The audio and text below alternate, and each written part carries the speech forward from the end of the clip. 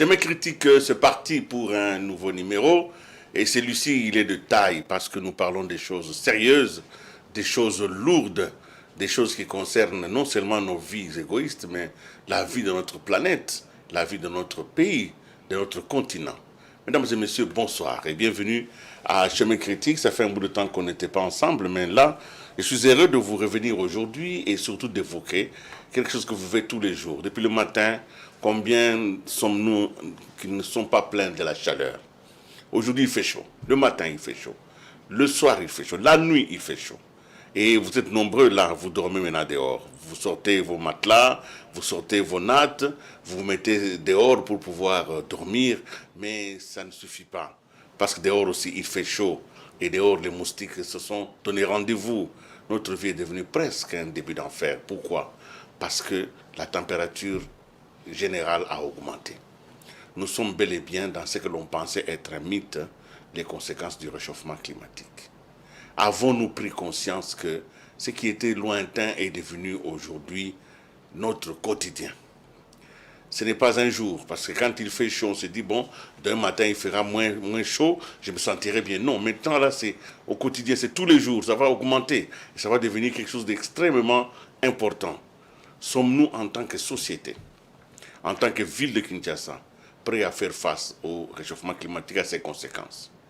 Il y a quelques mois, nous avons enterré nos frères. Plus de 100 personnes sont parties parce que la pluie, une pluie ordinaire, est devenue une pluie torrentielle et elle a provoqué des inondations, ce qui ont provoqué des glissements de terrain et des personnes pendant la nuit sont parties. Et ça va s'accentuer parce que c'est cela bien le décor qui nous a été planté. Mesdames et messieurs, j'ai donc le plaisir ce soir, et c'est un plaisir quand même douloureux, parce que le monsieur que j'ai invité aujourd'hui, ce n'est pas un prêcheur de bon évangile. Parfois, il dit des choses très graves. On ne veut pas l'écouter. On ne veut pas l'entendre. Parce que si on l'entend, ça responsabilise. Il est celui que l'on peut appeler un empêcheur de dormir comme ça. Il est un homme qui est devenu aujourd'hui un expert, expert climatique, expert en ODD, en tout cas en environnement. Junior Chitea, que j'ai le plaisir de retrouver. Bonsoir Junior Chitea. Bonsoir grand frère Willy. Merci d'accepter de venir ce soir, parce que ce soir c'est les jours où les remèdes s'empoignèrent. Oui. Je voudrais donc vous demander de dire les choses telles qu'elles sont. Très bien. Parce que si nous ne sommes pas dans la réalité, nous ne saurons jamais y faire face. Bien sûr. Il ne faut donc pas aujourd'hui épargner les peuples de la vérité. La vérité doit être connue. Oui. Et c'est parce qu'elle est connue qu'elle peut nous libérer. Elle peut nous affranchir. Voilà. Donc, vous êtes d'abord, avant toute chose, comment vous, Junior Chitea, vous arrivez à ces connaissances? Comment vous êtes tombé dans la question de l'environnement?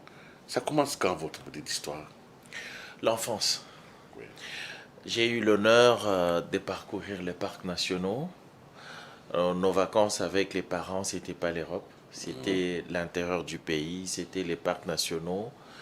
J'ai développé très tôt la culture de l'amitié avec la nature. J'ai aimé la nature. Mais mon engagement réel pour les questions environnementales, je pense que c'est un gros échec de ma vie. Je n'ai jamais été fait pour l'école. Et donc, sans diplôme, je devais trouver une manière de réussir la vie. Et cette fibre écologique que j'avais m'avait... Après, dans ma jeunesse, j'ai fait un peu les champs, parce que j'ai vraiment appris à s'aimer et à moissonner. Et tout ça m'a permis de m'orienter vers l'avenir. L'avenir, c'est comment on construit une société durable. Et donc, ça fait maintenant 12 ans que je travaille chaque jour dans ce domaine. Et je suis fier parce qu'aujourd'hui, on peut dire qu'on a un niveau de maturité et de compréhension des enjeux. Mais surtout, on a contribué aux solutions. Donc, à part parler, on a apporté de solutions. Alors, monsieur Junior Chitea, nous restons encore sur ce chapitre-là. Ouais. Vous êtes donc un autodidacte de la question écologique. Affirmatif. Vous n'avez pas fait une grande université pour apprendre tout ça. Non, non, non. Ah, mais comment vous avez développé votre esprit au point de devenir aujourd'hui brillant? Parce que c'est le cas de le dire et j'en sais quelque chose. Ouais. Qu'est-ce qui s'est passé? À quel moment, à quelle école vous avez été formé finalement? Oui, à l'école de la réalité, à l'école de la vie. Parce que, en fait, il faut juste se rendre à l'évidence que quand on a un cerveau formaté pour trouver des solutions, vous regardez chaque problème comme une opportunité, comme un défi de survie. Et sincèrement, nous avons beaucoup appris, énormément appris, à tel point que parfois on n'ose même pas exprimer tout ce qu'on sait, pour la simple raison que l'on noie les gens de tellement de connaissances alors qu'on estime que c'est des connaissances basiques. Mesdames et messieurs, vous avez compris, nous sommes allés chercher quelqu'un qui a l'expérience, mais qui a formulé aussi une manière d'exprimer ces choses, et c'est rare. C'est rare parce qu'il a gardé sa liberté. Il ne doit pas faire un combat entre les théories, entre les idéologies et les écoles de praticiens ou de théoriciens. Alors, parce que nous parlons de réchauffement climatique, nous allons essayer d'abord d'en comprendre quelque chose. Ce soir, je sais que beaucoup viennent d'entendre pour la première fois le mot réchauffement climatique. Ce n'est pas normal, mais comme tout le monde est concerné, du bébé au vieillard, tout le monde est touché. Nous allons donc suivre ces petits documents de 4 minutes qui nous permettent de comprendre c'est quoi le réchauffement climatique. Suivant.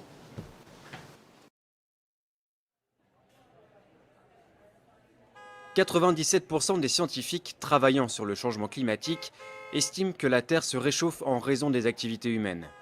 Pour bien comprendre la responsabilité de l'homme dans ce phénomène, il faut d'abord s'intéresser à un mécanisme qui, lui, est parfaitement naturel, l'effet de serre. Voilà comment ça marche. Lorsque la Terre est éclairée par le Soleil, sa surface réémet vers l'espace une partie du rayonnement qu'elle a reçu. Sauf que les gaz à effet de serre, comme le dioxyde de carbone, le méthane ou le protoxyde d'azote, retiennent une partie de ce rayonnement infrarouge émis par la Terre et lui renvoient, ce qui contribue à la réchauffer. Or, c'est justement cette mécanique que l'homme a déréglée. Combustion du pétrole et du gaz, déforestation, agriculture intensive. Depuis la révolution industrielle, les activités humaines émettent de grandes quantités de gaz à effet de serre, principalement du dioxyde de carbone et du méthane. Ces gaz s'accumulent dans l'atmosphère et atteignent désormais des niveaux records. Pour le CO2, par exemple, sa concentration est passée de 270 parties par million à la fin du 19e siècle à près de 400 parties par million aujourd'hui. C'est la concentration la plus forte depuis 800 000 ans au moins.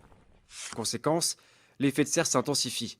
Le surplus d'énergie introduit aujourd'hui par l'homme dans la machine climatique est à peu près l'équivalent de 3 petites bombes atomiques explosant à chaque seconde.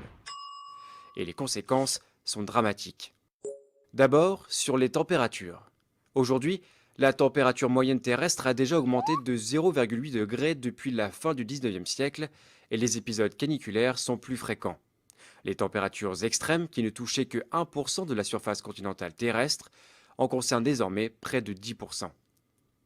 En admettant que la concentration de CO2 double d'ici 2100, la Terre verra sa température moyenne grimper encore dans une fourchette comprise entre 1,5 degré et 4,5 degrés supplémentaires. Deuxième impact, le niveau des mers. Sur tous les continents, les glaciers d'altitude reculent et disparaissent. Les grandes calottes polaires du Groenland et de l'Antarctique perdent leur glace dans l'océan et contribuent à élever le niveau de la mer. Si la banquise antarctique voit sa surface augmenter légèrement du fait d'un renforcement des vents, la banquise arctique, elle, a vu sa superficie fondre d'environ 30% depuis les années 80. Résultat, le taux moyen d'élévation de l'océan est aujourd'hui d'environ 3,3 mm par an, mais ce taux est appelé à s'accroître à mesure que les émissions se poursuivent. Déjà montés d'une vingtaine de centimètres en un siècle, les océans pourraient s'élever, dans le pire des scénarios, d'1 mètre d'ici 2100. Les petits États insulaires du Pacifique ou de l'océan Indien, comme les Maldives, seront les premiers à disparaître. Troisième élément directement touché par le réchauffement climatique, les précipitations. Dans les latitudes moyennes et hautes de l'hémisphère nord, les scientifiques s'attendent à davantage de pluie. En Californie ou dans le bassin méditerranéen, ainsi que dans toutes les régions déjà arides, ils prévoient des sécheresses plus longues et plus fréquentes, ainsi qu'une réduction du débit des fleuves. Le problème, c'est que les centrales thermiques et nucléaires sont justement refroidies par les cours d'eau. Ceci pourrait donc avoir des répercussions importantes sur la production d'électricité. Enfin, l'un des effets les plus méconnus et les plus inquiétants du changement climatique en cours reste l'acidification des océans. Le CO2 excédentaire se dissout en effet dans les eaux de surface et les rend plus acides. La rapidité de ce phénomène est inédite depuis 300 millions d'années et les scientifiques ignorent les effets qu'il aura d'ici à quelques décennies. Les coquillages et certains planctons qui constituent le socle de la chaîne alimentaire pourraient ne pas pouvoir s'y adapter. Leur disparition aurait un impact direct sur l'ensemble des espèces, l'homme compris. Voilà, je crois que ça a été pédagogique. Nous avons compris effectivement quelles sont les grandes conséquences du réchauffement climatique. La température, ça augmente, les niveaux des océans augmentent. Pire que ça, les précipitations augmentent où il y a la sécheresse. Nous avons vécu cette semaine, ce mois d'octobre, parce qu'il fallait que la pluie revienne le 15 octobre, selon la tradition. Mais nous sommes allés jusque proche vraiment d'hier, avant-hier, pour connaître une très première pluie et une forte pluie. Ça signifie qu'il y a un vrai changement. Et aujourd'hui, on parle donc d'acidation des océans. Alors, M. Junior Chitea, au début, c'était perçu comme de la propagande. C'était, d'ailleurs, vous vous rappelez qu'au niveau mondial, un ancien vice-président s'était vertué à défendre. Et on a dit non, c'était quelqu'un qui rêvait, parce que l'industrie automobile, qui est parmi les industries les plus polluantes, n'en attendait pas. Et on a même pensé que le changement climatique était une théorie. Oui. Où est-ce qu'on en est avec cette polémique aujourd'hui? Normalement, Willy, on devrait prendre une minute de silence parce que je ne me souviens pas de l'histoire de notre pays qu'il y ait eu 2 deuils nationaux en espace de 3. Ben, c'est arrivé dans ce pays. On a eu les morts de Kinshasa, plus de 150 morts et disparus. Et on a eu les morts au sud Kivu, plus de 1000 morts. La question du changement climatique, c'est que on peut en faire une polémique, on peut en faire une économie, on peut en faire un lobby. Mais le changement climatique, ou on va dire les conséquences du réchauffement climatique, sont des faits quotidiens qui sont vécus, mais malheureusement très peu documentés. Je vais donner un exemple très simple. Je viens de finir de contribuer à une étude importante menée sur l'Afrique, notamment la RDC, sur le ressenti du citoyen, notamment congolais, du réchauffement climatique. Selon cette étude, 70% des Congolais estiment qu'ils sont déjà en train de subir les conséquences du changement climatique. Parmi ces conséquences, il y a l'augmentation du paludisme, qui est aujourd'hui la première cause de mortalité dans le monde. Il y a les crises cardiaques. Il y a, on le voit tous, on est dans une situation de société quasi invivable. Les hausses des températures, par exemple, sur Kinshasa, les scientifiques disent que nous sommes dans une hausse des températures de 0,8 à 1,2 degrés. Ce qui va se passer, c'est que ça, c'est au milieu urbain. Voici comment nous sommes en train de régler le problème. Nous avons des hausses de température, nous achetons des climatiseurs, nous consommons plus d'énergie qu'il n'y a pas, et à la fin de la journée, nous nous retrouvons dans une situation, dans une espèce de cercle vicieux où le problème n'est pas résolu. Mais ça, c'est au niveau urbain. On voit tout ce qu'on construit comme bâtisse, comme bâtiment. Et on va y revenir. Veut mettre à l'intérieur de ce bâtiment des climatiseurs. Et tout ça. Mais de l'autre côté, il y a maintenant le milieu rural. Aujourd'hui, on estime que la hausse des températures dans les milieux ruraux sont autour de 0,8 et 1 degré. Mais eh bien, les zones comme les plateaux des Batéké et d'autres endroits où on peut faire des cultures comme le maïs, au-delà de 1,2 degré, il ne sera plus possible d'y faire de culture. Alors, est-ce que nous sommes en train de regarder la réalité? Eh bien, la réalité, elle est très simple. On a un problème auquel il y a des solutions, mais face auquel tout le monde ne fait que parler. Et ça, c'est choquant. Parce que face à un problème, regardez Willy, c'est l'année passée qu'on a eu 150 morts. C'est même pas l'année passée, c'est en 2023. Année. En début 2023. Est-ce que vous avez l'impression que dans ce temps qui a passé, il y a une seule mesure, une seule action, une seule initiative prise pour qu'on évite ce qui est arrivé. La loi de Murphy, la fameuse loi qui dit tout ce qui peut arriver va arriver. Ça veut dire que quand vous rendez quelque chose possible, elle revient. Elle revient. Bien sûr, elle revient. Eh bien, regardez tout simplement que nous avons des problèmes, mais en face, on a des discours, des intentions. Je ne sais pas si vous avez jamais entendu parler d'une stratégie nationale des ripostes à l'urgence climatique. Je suis dedans. Eh bien, on a un beau plan avec une liste des tâches que l'on envisagerait faire, mais que nous avons dit nous ne le ferons que si on nous payait. Sur les questions du changement climatique, je pèse mes mots, le gouvernement a démissionné. Le gouvernement nous doit, de par la Constitution, l'article 53, un environnement sain et propice à notre épanouissement. Mais est-ce que nous l'avons? Et c'est là les questions. Comme vous le savez, c'est vrai, je garde ma liberté. Vous m'avez posé la question, qu'est devenue la polémique sur le changement climatique? Eh bien, tout le monde est conscient qu'on subit les impacts du réchauffement climatique, qu'on subit les dérèglements. Vous allez dans les provinces, ils ne savent même plus quand planter. Ils ne savent pas quand est-ce que maintenant je vais s'aimer. Moi, j'ai vu une dame au Congo central qui pleurait quand on lui posait des questions parce qu'elle avait utilisé l'argent de la deuxième tranche des Minerval pour faire l'agriculture. En se disant, après 3 mois, je vais récolter, je vais vendre. Je vais payer l'école. Eh ben, les pluies, vous venez de le dire, qui étaient censées arriver au 15 septembre, viennent de commencer à arriver en octobre. Elle a vécu ça. Avant, les gens n'avaient pas encore compris. Mais est-ce que vous avez l'impression, même entendu une seule fois, notre ministre de l'Agriculture convoquer des états généraux de la situation des perturbations liées au dérèglement climatique pour dire désormais, voici notre programme de suivi du calendrier agricole. Les calendriers vont changer. Alors que nous sommes dans une économie à prédominance rurale, vivant du paysanat. Donc nous sommes comme dans une espèce d'étau où en face on a des très beaux discours, mais la réalité, il n'y a aucune réponse. Je pèse mes mots. Voilà, nous allons sortir un peu du pays pour vous dire que ce qui arrive au Congo n'arrive pas au Congo, mais ça arrive partout. Il faut qu'on se rende compte que c'est un problème mondial. Mais chaque pays qui a sa souveraineté doit y apporter des solutions. Chaque pays, il n'y a personne qui fera ça pour nous. Il fera chaud à Kinshasa. C'est ici qu'il faudra régler le problème. N'attendez pas qu'il y ait la coopération, parce que même dans la coopération, ils auront des problèmes. Nous allons suivre un peu un élément juste pour illustrer la vague de chaleur qui est arrivée en Inde, pour qu'on se rende compte que ce n'est pas simplement nous, mais ça peut être pire chez nous. Suivons.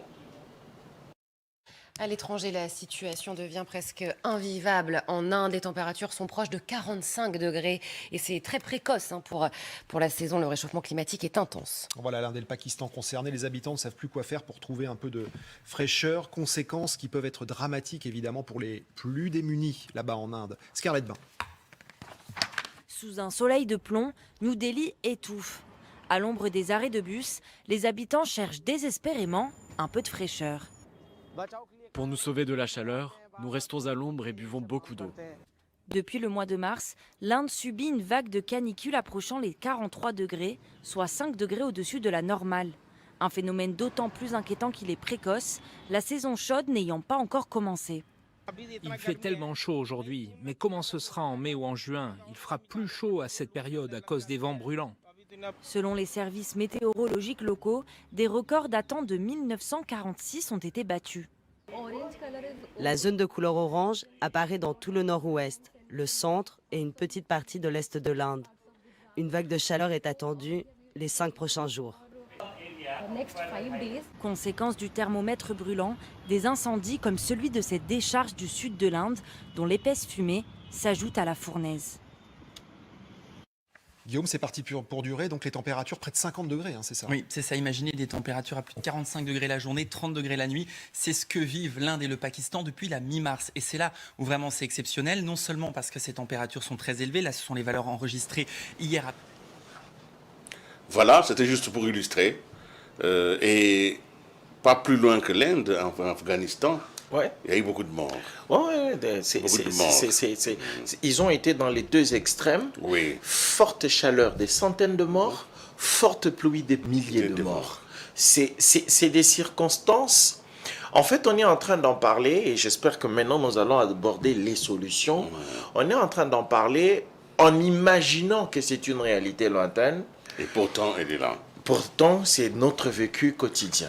Nous allons aborder évidemment les questions, mais parce qu'il faut quand même parler de chez nous, nous allons prendre un autre élément. Monsieur Junior Chitea, avant que vous nous parliez du Congo, nous allons prendre un autre élément par rapport à ce que vous venez d'évoquer sur la conséquence sur les récoltes. Ouais. Et ça, ce n'est pas en Inde, c'est en RDC. Suivons cet élément. Tous les matins, c'est le même rituel. Après un petit café, Noël Mukwakwisa commence son travail dans le champ. Aujourd'hui, elle plante du maïs, une valeur sûre pour la cultivatrice, qui a remarqué que ces dernières années, des perturbations météorologiques empêchent le développement de certaines plantes. Ces derniers temps, nous avons des gros soucis avec le sol. La pluie cesse de tomber très tôt dans l'année. Conséquence, nos plantes meurent et ne donnent pas un bon rendement. Dans ces conditions, les boutures que nous faisons ne prennent plus dans le sol. Avec le maïs, on obtient quand même un bon rendement si le sol a été bien désherbé avant.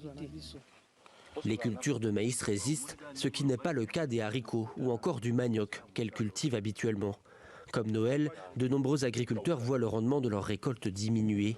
Alors Isaac Bissoumou, un ingénieur agronome, tente de les aider à s'adapter. Les climats ne suivent plus et il y a maintenant, ils ne savent pas suivre, appliquer les temps de semis, les temps de récolte parce qu'il y a, comme on a dit, un dérèglement climatique, ce qu'on a dit changement climatique. Donc tout ça, ce sont des défis auxquels les secteurs agricoles connaissent. Pour Isaac, c'est à l'État que revient la charge d'aider les agriculteurs face au changement climatique. D'autant que la République démocratique du Congo est riche en terres arables.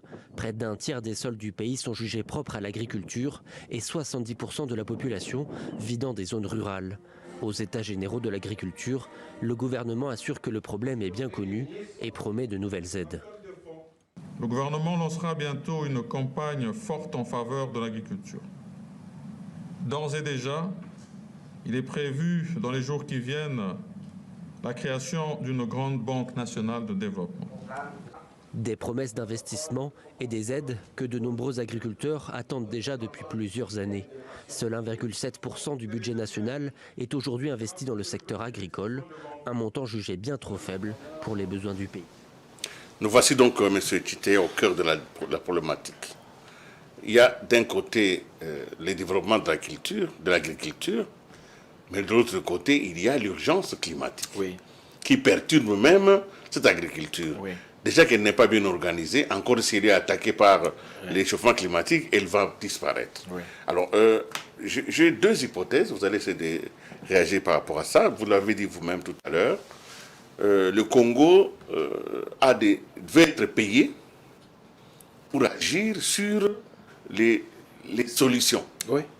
C'est parce que justement, on a vendu notre pays comme un pays solution et qu'il existe des fonds dans le monde qui peuvent être captés par le Congo.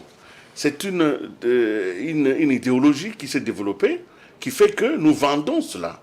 Nous avons les plus grandes forêts, nous avons les plus grandes solutions.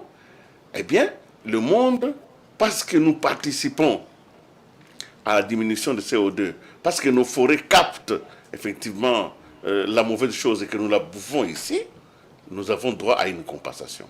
C'est une idéologie qui s'est développée une dizaine d'années. Et vous vous dites non, c'est une erreur que de commencer à penser comme ça. Commençons par là. Qu'est-ce qu'on a fait pour avoir cette forêt? On y est, hein? C'est pas un problème. C'est la nature. Non, justement. Il n'existe aucun accord que notre pays aurait signé qui dirait parce qu'on a de forêts, on doit nous payer. Il n'existe pas. Ce qui est rémunéré... Les fonds verts existent quand même. Oui, mais ils sont destinés à financer les efforts. Ils sont destinés à financer la capacité des pays, des communautés, des entreprises à soit maintenir les stocks de carbone qui existent, soit les augmenter. Et ce qui est tout à fait normal. Parce que si aujourd'hui, tous les pays du monde devraient commencer à dire, nous on capte du CO2, commencer à nous payer, ah ben, ce sont les pays de type scandinave dont les forêts stockent chez eux plus de 1400 gigatonnes de carbone qui devraient se faire payer en premier. Pendant que nous, notre forêt est là 50 gigatonnes. Ici, le débat est lié à la responsabilité publique de protéger les citoyens et de leur donner des moyens propices à leur épanouissement. Aujourd'hui, savez-vous que la manière dont nos communautés produisent, parce que l'agriculture est abandonnée à son propre sort, le paysanat n'existe plus, nous sommes à près de 1 million d'hectares de déforestation chaque année par le paysanat. 1 million. 1 million. Dans le million, vous avez presque 600 000 hectares de forêts primaires. C'est quoi les forêts primaires qui sont coupées? Je l'explique aux téléspectateurs. Aujourd'hui, quand vous plantez une forêt, 1 hectare d'acacia, comme c'est planté au plateau des Batéké, auprès des 10 ans, cet hectare représente à peu près 58 tonnes CO2. Ça capte 58 tonnes CO2. Ça séquestre. Ça a la valeur. Mais les forêts que nous rasons aujourd'hui, plus de 500 000 hectares, elles séquestrent par hectare 600 tonnes CO2. Ça veut dire qu'en réalité, chaque année, nous sommes en train de couper 500 000 hectares qui représentent 10 fois une forêt d'1 hectare. C'est-à-dire qu'en réalité, si on devait planter ça, chaque année, on est en train d'éraser l'équivalent de 5 millions d'hectares de forêts plantées. Vous savez combien il est difficile de planter un arbre? Ici, il y a l'opportunité de se poser les vraies questions. Est-ce que nous sommes d'abord posé les bonnes questions pour y trouver les bonnes solutions? Le réchauffement climatique est global. Lorsqu'il y a déforestation, les études l'ont montré, dans les régions de l'équateur, après la déforestation, il y a la désertification. Donc, le problème que nous sommes en train d'occasionner, même si c'est vrai, on a des forêts, mais ce problème nous touche d'abord nous. Il est donc opportun de nous poser d'abord la question, quelle est la solution qu'on apporte à notre problème? Alors, le ministère de l'Environnement, le Premier ministre l'a dit, le président y revient, tout le monde en parle. Alors, tout ça, apparemment, selon vous, ce n'est pas encore les solutions. Quelles sont les solutions qu'il faudrait mettre en place? Willy, je veux te poser une question simple. As-tu jamais entendu parler d'un programme gouvernemental qui est conduit, comme nous sommes en train de le voir avec le projet, par exemple, de la guerre à l'Est, comme nous l'avons vu avec le programme de 145 territoires? As-tu vu notre gouvernement initier une telle guerre contre les changements climatiques? Eh bien, c'est une façon de voir, c'est une vision de l'esprit. Hein? En réalité, le gouvernement a pris des décisions dans les secteurs. Oui, mais nous voulons les voir. Alors, maintenant, je vais aborder les questions de solution. Oui. Modestement, les gens le savent, nous avons contribué à la conception du programme du chef de l'État 1 milliard d'arbres. L'idée du programme 1 milliard d'arbres était très simple. Nous avons un problème, impliquons les écoliers et les communautés à y trouver une solution. Parce que moi, jusqu'à aujourd'hui, je ne trouve pas normal que les gens ne plantent pas automatiquement les arbres. Parce qu'en fait, un arbre, c'est 8 climatiseurs. Face aux chaleurs, face aux pluies, la solution, c'est l'arbre. On s'est engagé.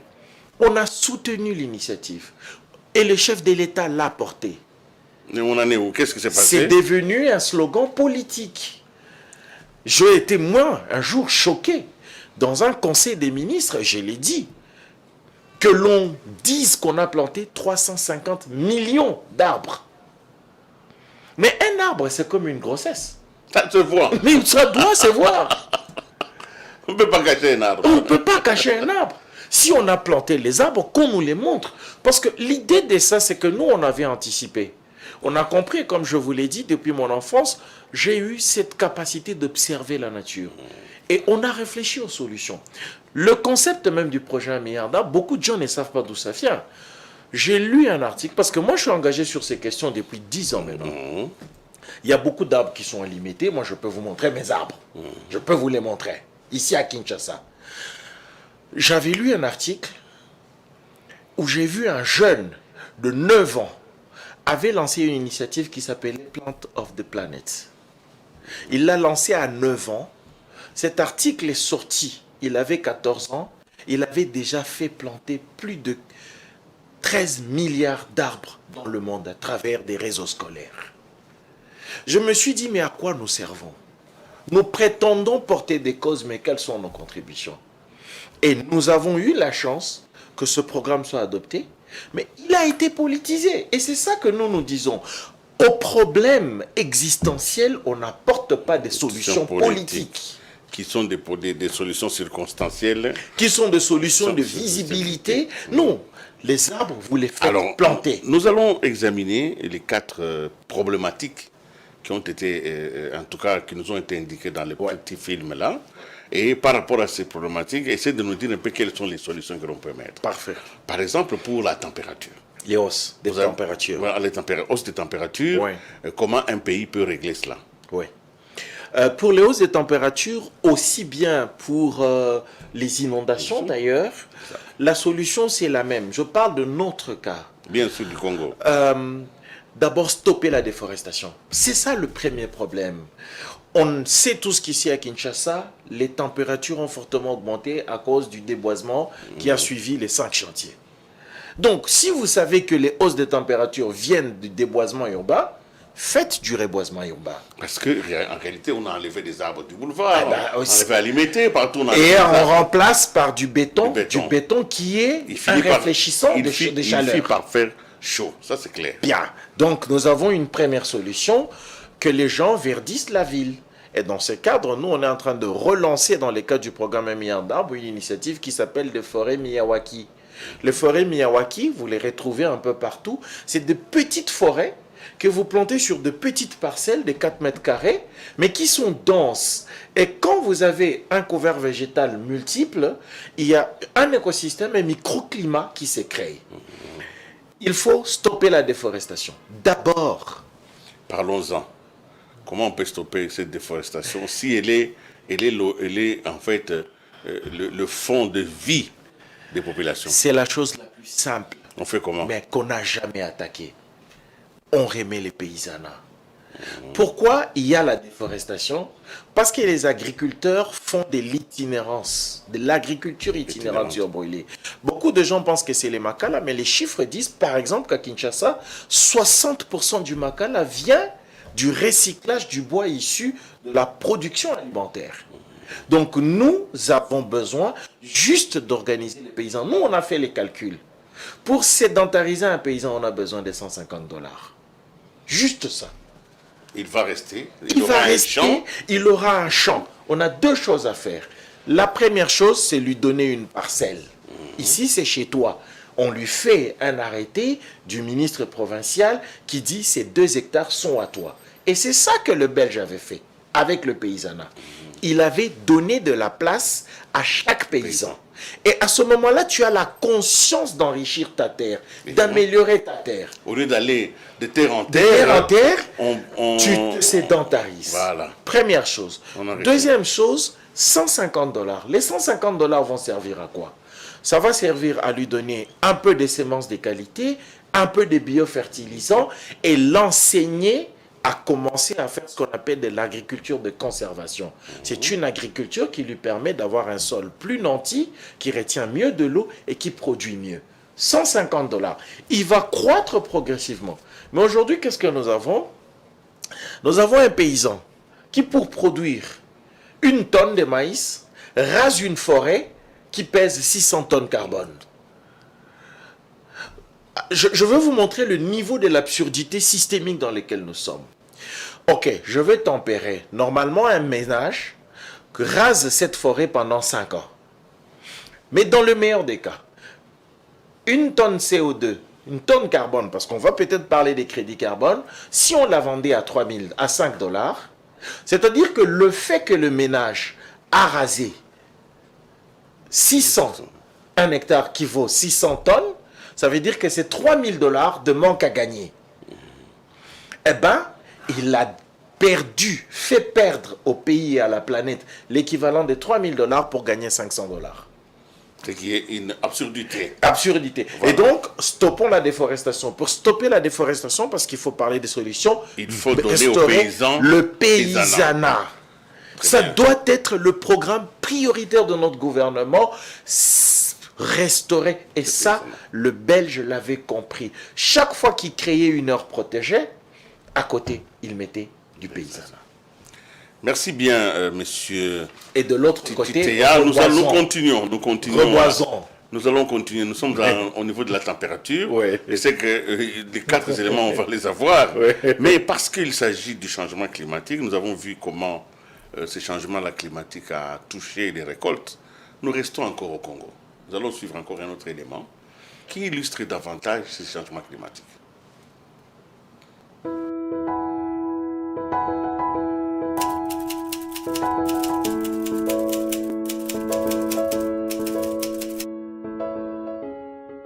Les saisons ont changé, les rythmes des saisons ont changé, les pluies soit viennent trop tôt ou trop tard, ou bien quand ils ne viennent pas de façon organisée. Deuxième chose, c'est qu'on a de plus en plus d'inondations, c'est-à-dire c'est des pluies qui tombent soudainement et qui n'ont pas le temps de s'infiltrer dans le sol, qui fait qu'il y a des inondations, des champs qui sont envahis et des productions qui sont complètement perdues. Il y a aussi, par exemple, au Congo, la chenille légionnaire. Il y a 2 ans, c'est seulement 3 provinces qui ont été concernées. Cette année, c'est quasiment l'entièreté du territoire.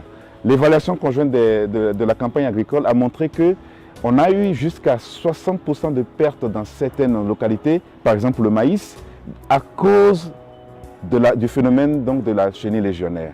Donc ça, c'est concret, c'est le changement climatique parce que jamais dans l'histoire agricole de ce pays, on a fait face à donc, ce type de problème. Voilà, pas de commentaires parce que ça se voit. Ça se voit, donc, alors M. Titea, c'est vrai, là vous l'avez déjà dit, mais nous parlons maintenant de la deuxième problématique, qui est celle de la montée des eaux.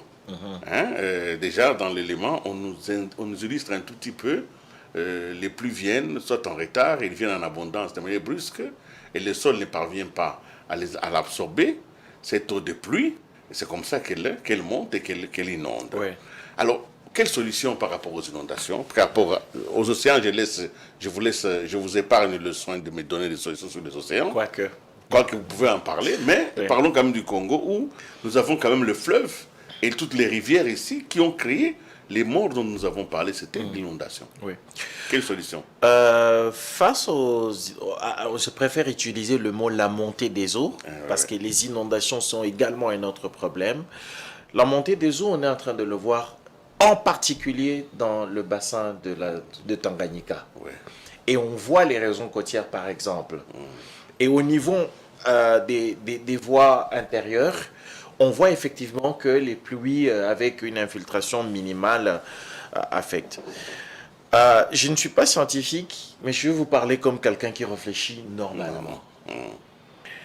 D'abord, au niveau urbain, commençons par avoir des villes urbanisées. Je peux en parler parce qu'on a fait une étude sur ça, on a conduit une étude assez sérieuse. Il faut adapter les villes, il faut vraiment adapter les villes.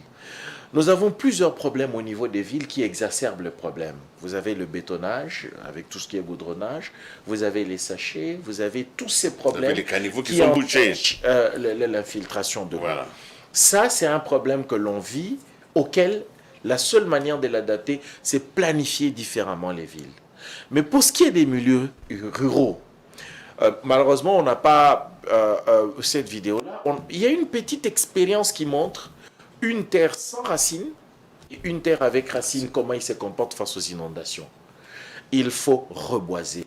Il y a des végétaux qui sont capables d'avoir de l'enracinement et de retenir tout ça.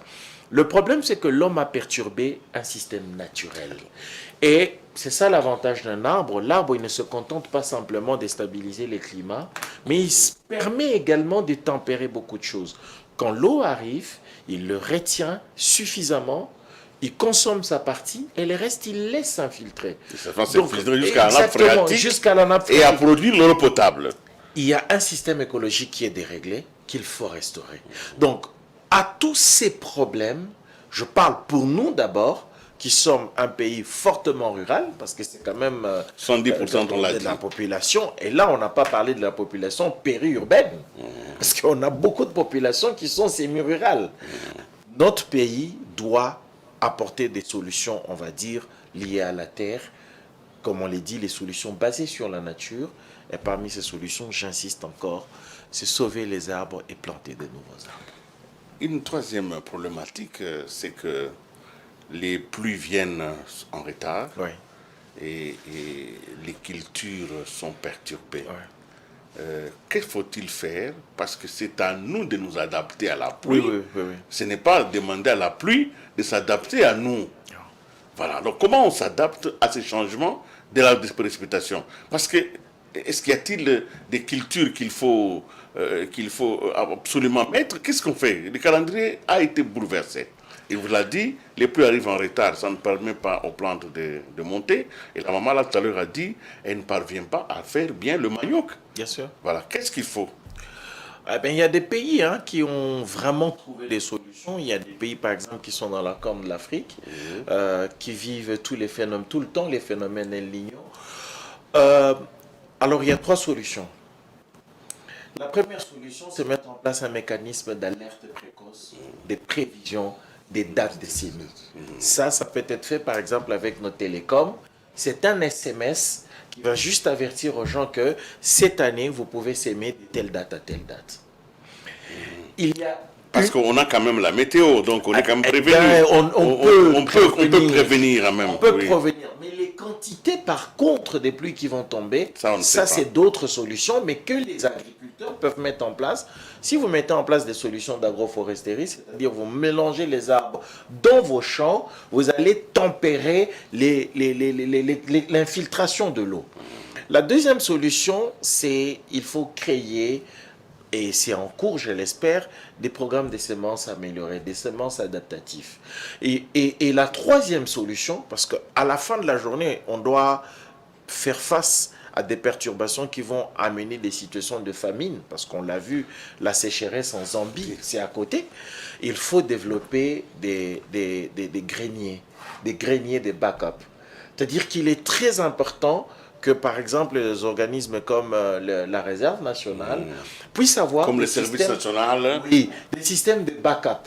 Vous voyez la réserve stratégique, excusez-moi, la réserve stratégique. Il faut avoir des systèmes de backup. Parce que nous devons comprendre que maintenant les changements est là, il faut s'y adapter. Pour s'y adapter, il faut, que la manière de produire tienne compte du changement. 2, il faut avertir les paysans. Il y a une étude en Tanzanie qui a montré effectivement que le simple fait de faire des alertes précoces par SMS a permis de tempérer les pertes de 60%. Donc, par rapport à cette question de l'adaptation de l'agriculture, il y a ce qu'on appelle développer des programmes agricoles climato-résilients. C'est des programmes qu'il faut concevoir aujourd'hui, dans lesquels le gouvernement doit déjà orienter des ressources pour que on encaisse les chocs. Alors, une question, voilà. Le président Tshisekedi nous a suivis ce soir et on lui a fait peut-être une note. Il dit, bon, vraiment, ces garçons, ils parlent bien. Alors, je voudrais lui demander un conseil. Pour que l'urgence climatique soit une priorité nationale, faut-il créer un ministère adapté directement aux questions climatiques, ou bien faut-il renforcer les ministères qui existent? Parce que, en réalité, la question de l'environnement n'est pas forcément celle du climat. Oui. Ce n'est pas forcément du climat. Oui. Le climat s'impose à ce secteur-là comme à d'autres. Alors donc, est-ce que, si je vous demandais de dire ça au président, faut-il absolument faire un ministère d'urgence climatique, à votre avis?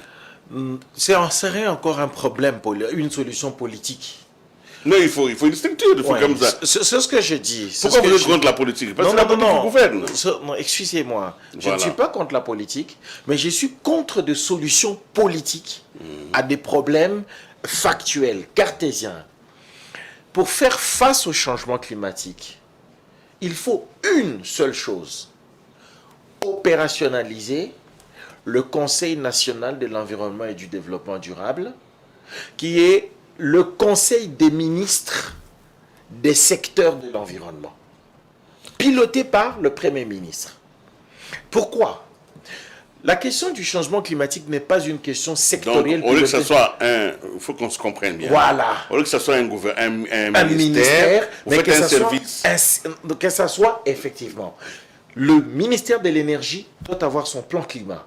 Le ministère de l'Agriculture doit avoir son plan climat. C'est lui de l'aménagement du territoire. Mais malheureusement, chez nous, qu'est-ce qui se passe? Nous avons un ministère qui considère la question climatique comme sa chance gardée. Et on ne trouvera pas la solution. Et pourtant, ceux qui font les ITPR les ITPR doivent planifier. C'est eux d'ailleurs même les premiers responsables.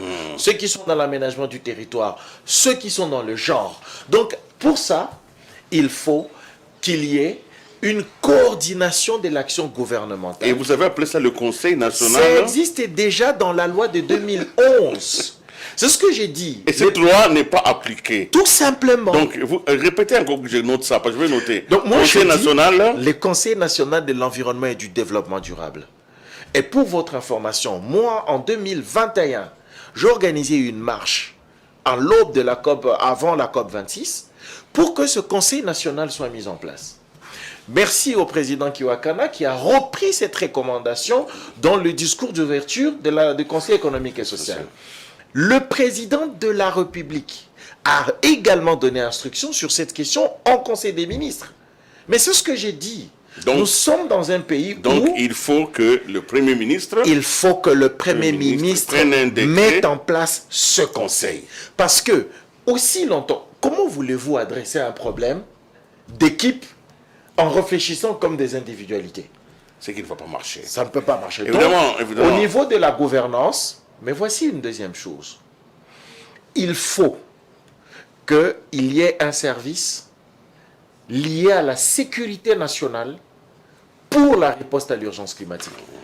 Une étude du Pentagone, malheureusement, peut-être on pourrait vous le montrer, une étude du Pentagone qui a fait les mix des potentialités des menaces climatiques, des menaces sécuritaires liées au changement climatique, classe la RDC dans la zone la plus sensible du continent avec les Mbororo, et donc, nous avons 3 axes d'intervention. Le premier axe, c'est qu'il y ait une conscience politique.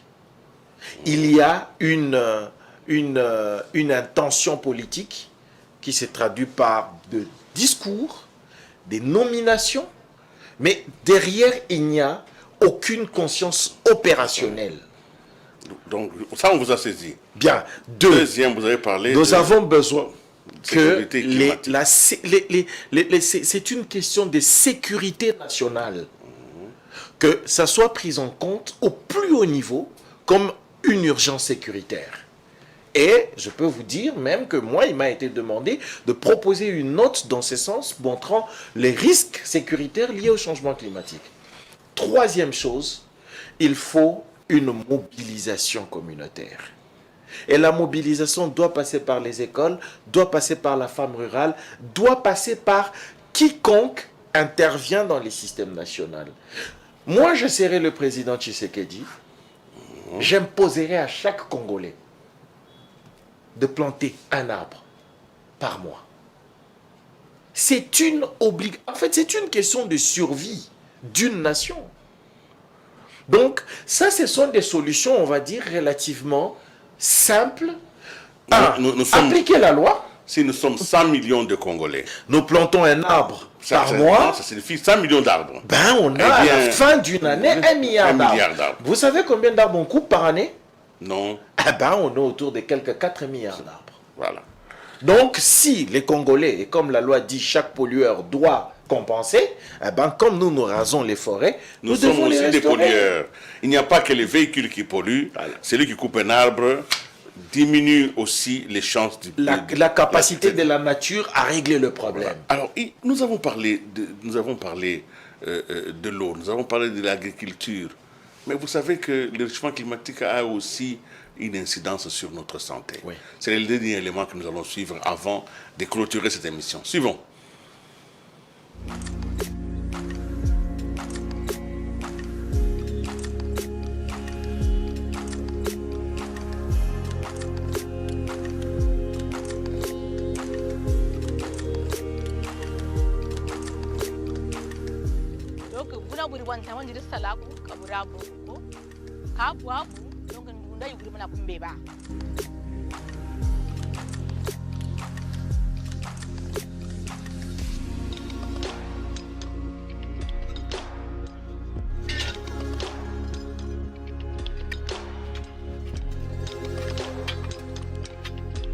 Quand je suis dans les embouteillages, je suis exposé à la fumée de la voiture et ça m'empêche de bien respirer.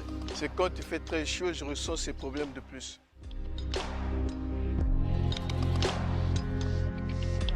En période de forte chaleur, les populations sont plus exposées aux piqûres de moustiques et par rapport à cela, nous notons des cas élevés de paludisme dans nos centres de santé.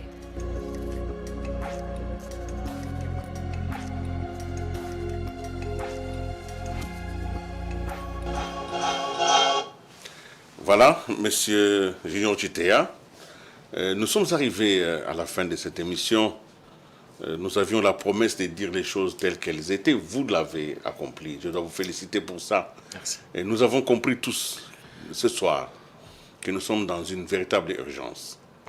Mais qu'un peuple prévenu ne peut s'en prendre qu'à lui-même quand il est confronté aux conséquences de son action. Aujourd'hui, notre invité nous a rappelé énormément de choses, mais je voudrais, parce que je suis aussi un téléspectateur comme vous, parce que j'ai appris ce soir 3 choses, 3 axes, et ce message devra être vraiment, vraiment gardé. Il nous dit aujourd'hui que depuis 2011, la loi est claire, il faut un Conseil national de l'environnement et du développement durable. Ce conseil qui sera sous la tutelle du Premier ministre, se doit d'être mis en place. Ce conseil va permettre, comme il sera transversal, à toucher tous les secteurs et à créer une cohérence dans la politique nationale. Il faut donc mettre ce conseil national de l'environnement en place. Et il faut le faire de manière opérationnelle, que ça ne soit pas un conseil pour simplement donner du travail aux gens qui vous appellent président. Il faut donner du travail à ceux qui vont le faire vraiment. Deuxième solution que notre invité propose aujourd'hui, il dit qu'il faut très rapidement évaluer les risques sécuritaires liés à l'urgence, les risques sécuritaires qui sont liés à l'urgence climatique. Nous avons vu aujourd'hui des gens venir en train de chercher des pâturages. Ils sont entrés. Aujourd'hui, dans les Haut-Ouélé, les Mbororos sont installés. Nous ne pouvons pas les chasser, ce sont des réfugiés climatiques. Demain, ce sera d'autres personnes qui vont venir. Et là où vous allez résister, ils vont faire la guerre. La guerre de l'eau, ce n'est pas pour hier en tout cas. Et en fin de compte, M. Chitea nous demande d'une grande mobilisation pour que chaque Congolais prenne la charge de reboiser. J'ai appris ce soir qu'un arbre, c'est comme 8 climatiseurs. Alors, avant d'acheter un climatiseur, contentez-vous d'abord aussi de planter un arbre dans votre parcelle. Mesdames et messieurs, je voudrais donc demander à mon invité de clôturer cette émission avec un mot de la fin. Et ce n'est peut-être pas en tout cas la fin de nos conversations qui vont continuer. Je crois que je ne dormirai pas aujourd'hui, je continuerai à discuter avec lui parce qu'il a soulevé des questions essentielles et c'était notre devoir de lui donner la parole. Monsieur Chitea, mot de la fin. Monsieur Willy, merci beaucoup de cette opportunité. Je ne suis pas politicien et peut-être qu'on n'a pas de la place à nous exprimer parce que la politique, c'est-à-dire la conquête du pouvoir, parce qu'on est meilleur que l'autre, a pris tellement de place qu'on a perdu même le sens de l'obligation de notre survie. Nous vous invitons à vous engager, nous nous invitons à nous engager massivement vers cette conscience climatique au niveau des autorités, au niveau des citoyens, au niveau des scientifiques, au niveau des églises. Nous avons besoin de nous sauver, de sauver l'avenir. Comme le disait le pape, notre maison commune est en train de brûler. Il est temps de sauver cette maison commune. Les solutions sont là. Le réchauffement climatique est un fait, il va nous impacter gravement, mais nous pouvons y faire face. D'une part, c'est une très belle opportunité économique, et d'autre part, c'est une opportunité de repartir à zéro. Merci. Merci beaucoup, merci surtout à vous qui nous avez suivis ce soir. Je voudrais ici, ça m'arrive très rarement, citer 2 personnes à qui j'ai pu confier cette émission, à Maître Matillave, qui est intéressé par les droits de l'environnement, et à Maître José Ilunga, qui lui aussi se bat. Voilà, je vous présente officiellement un homme comme Titea Junior qu'il faudra approcher pour enrichir vos propres problématiques et pourquoi pas l'union faisant la force. Mesdames et messieurs, merci et à la prochaine. Merci.